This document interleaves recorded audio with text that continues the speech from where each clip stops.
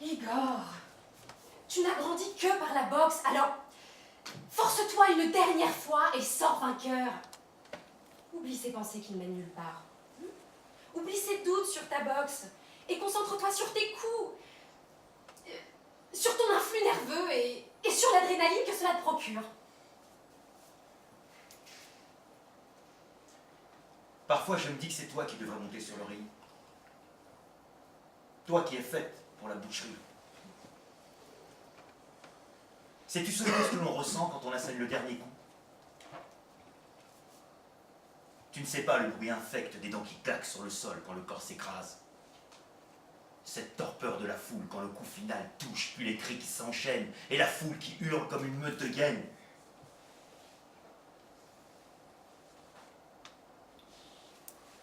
Tu as bien changé. Je te laisse. Ce doit être la fin du premier combat. Je vais aller au bord du ring. Regarde-toi maintenant. Les promesses se sont enfuies.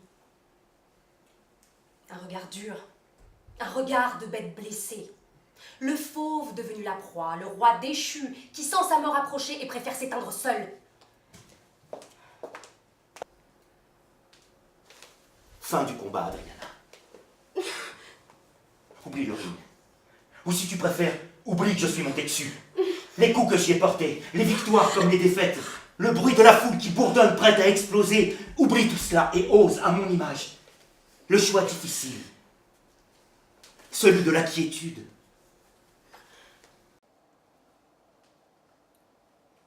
Tu t'es battu tranquillement pour ton pays. Tranquillement sur ton ring. Eh bien, c'est tout aussi tranquillement que je te quitte.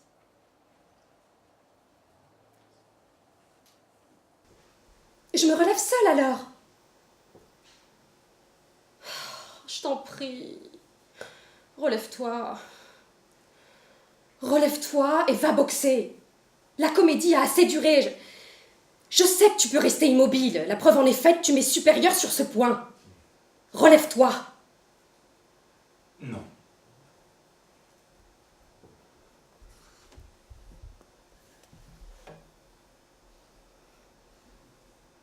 Imbécile. Regarde-moi. Je me lève et je te dis d'en faire autant. Chausse les gants et va sur le ring. J'ai porté ton corps quand le mien était meurtri et que je n'en avais plus la force. Adriana, j'arrête la boxe. Pendant des années, j'ai accepté ces souffrances pour un peuple qui avait perdu tout espoir de survie. Vaincu et assiégé, mes frères ont retrouvé une part de ce qui leur manquait. Désormais, je peux panser mes plaies et ne plus les rouvrir. Ce soir, je te propose de retrouver notre humanité.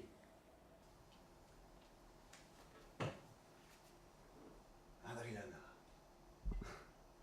que connais-tu des bas-fonds? Pour toi, c'est de là que sort le boxeur dont tu t'es entiché et non pas de la salle de boxe.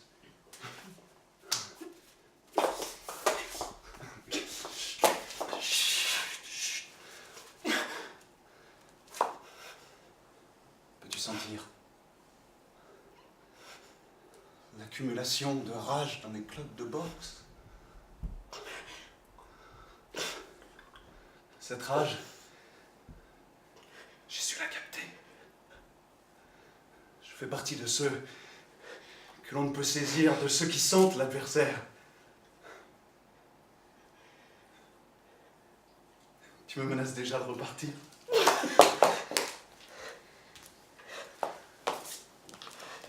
Mucha, ne crois pas que je te sois acquise. Je connais la boxe par cœur. Je me donne à toi par dépit. Parce que tu te trouves le premier homme face à moi. Et celui par qui je prends ma revanche sur Brossman.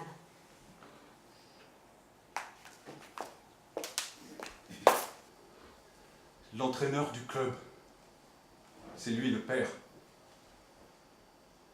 Personne m'a poussé. Seul, j'ai frappé le sac de toutes mes forces. J'ai cogné, j'ai défoncé le sac, je me suis jamais défilé.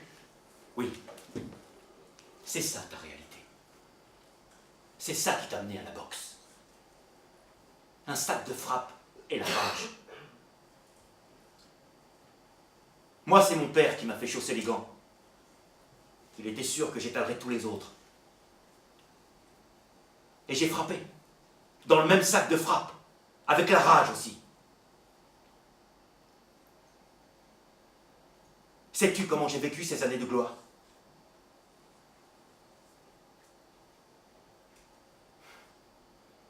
C'est Adriana le gage de mon équilibre. C'est elle qui régule mon sang. Alors je suis venu la chercher, Mucha. Et je ne comprends pas pourquoi elle n'est pas avec toi. Mais elle a rejoint le ring.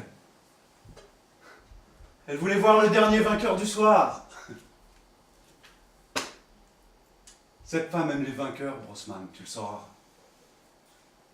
Elle aime les boxeurs qui ont la puissance. Et la puissance est un don du ciel. Elle ne s'acquiert pas.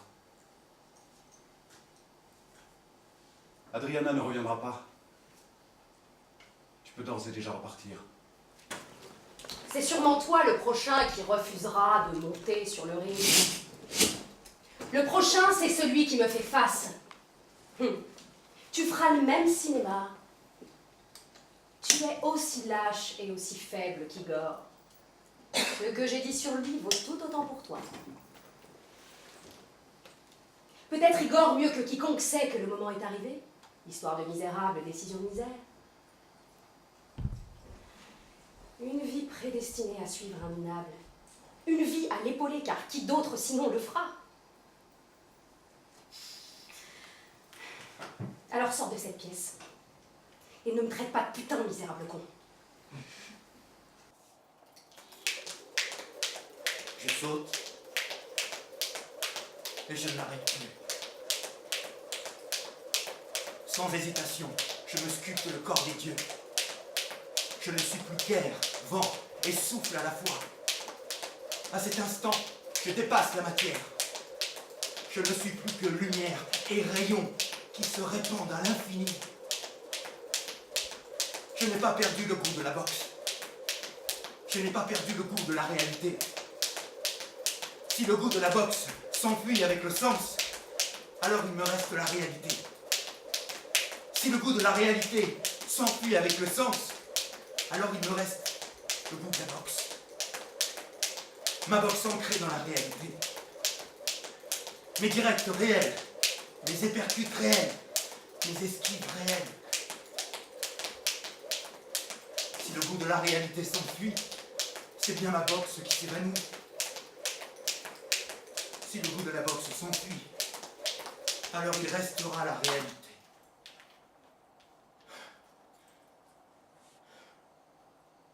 Quoi qu'il advienne, ma boxe s'enfuit. Ma boxe s'esquive, laissant place à cette réalité qui n'a pas de sens sans boxe. Et pourtant, je veux choisir de vivre sans le goût de la boxe et sans le goût de la réalité.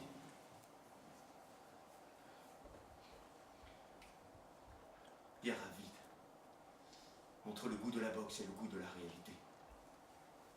Guerre larvée, puisque je sais refuser les deux et vivre sans l'un ni l'autre.